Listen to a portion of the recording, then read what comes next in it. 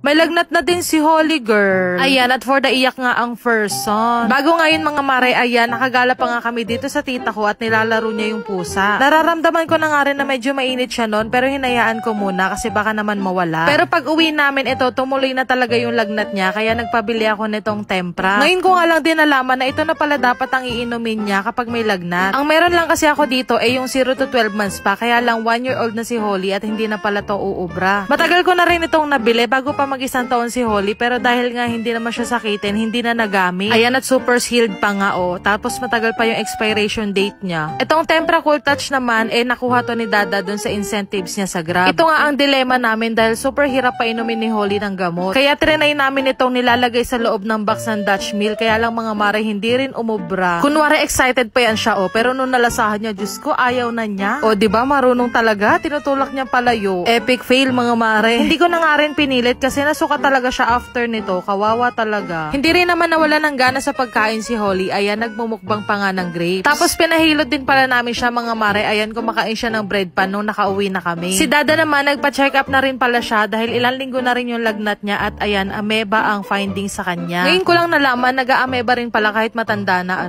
Tapos may UTI din siya. Ayan, nagsabay-sabay na kaya nilalagnat ang first son. Bago nga kami matulog, ayan, medyo naging okay na si Holly kaya pinakita ko sa kanya itong flashlight niya. Ito pala may mga pictures mga mare, super aliw to. Ayan nga si Holly, nag-e-enjoy din siya tumingin ng tumingin sa taas. Marami din pala tong mga pictures mga mare, pwede nyo siyang palit-palitan. Naku mare, pwede nyo rin iparegalo to sa mga inaanak or pamangkin nyo sa Pasko. Syempre ilalagay ko na lang sa yellow basket kung saan ko nabili.